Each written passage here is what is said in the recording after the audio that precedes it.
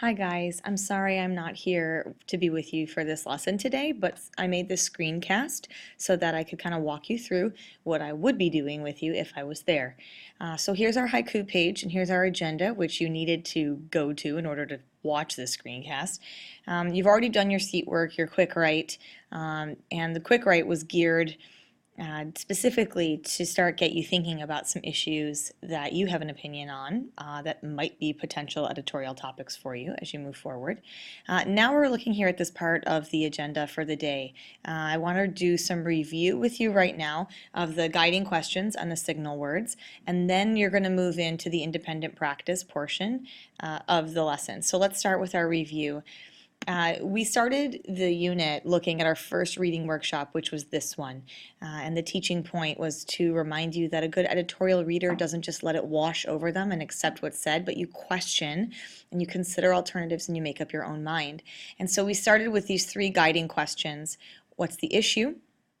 Author's position, and the arguments that support the position. What we discovered yesterday in our continued practice with this is that some of you get a little confused between author's position and arguments or evidence that support this position. If it's going to be highlighted as the author's position on the issue, it has to be a direct, clear opinion statement.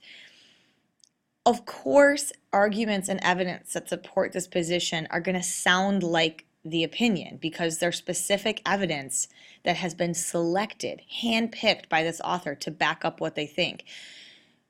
But an opinion statement is just that. There's not evidence in there. It's a straight up statement of what the author's position is on the issue. Those should be the things that you're highlighting in this color for question number 2.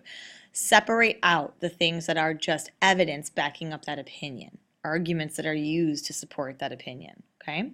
All right, so these are the three guiding questions, and you're going to work on those today. Just to review, this is an example that we worked with yesterday. You can pause this video right here if you want to look over this one more time, especially if you want some help looking at the difference between author's position and evidence to support the position. You can stop this video if you want to work on that. After we talked about the guiding questions, our workshop yesterday was on signal words, and we learned that there are specific words and phrases that authors use a lot when crafting an argument piece, a persuasive text. These are words that provide a signal. The signal can be drawing your attention to a variety of different things, and we created a chart together as a class to help us break down some of the different ways that authors use these signal words. And so you can see from this picture, this chart is now hanging in the back of our classroom. So look up and take a look at the back wall. If you want to go over and stand in front of it, look at it, refresh your memory, that's great. This is there as a tool for you.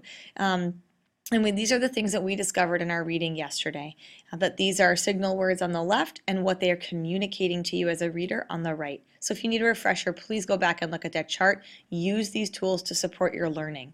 Right? We come back here,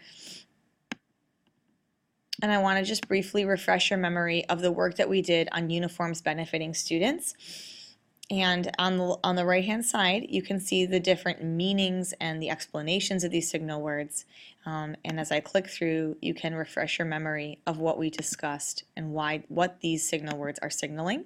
And if you want to pause here, you can click the video, pause it, and spend a little bit more time looking over these to refresh your memory about signal words.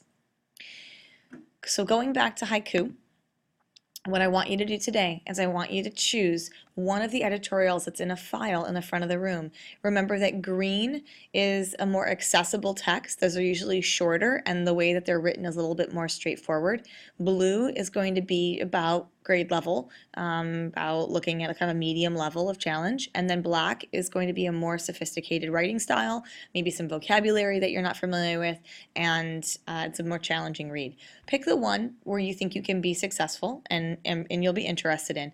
Please make sure you put your name on that piece, on that piece of paper, on that editorial, because you are going to be turning it in.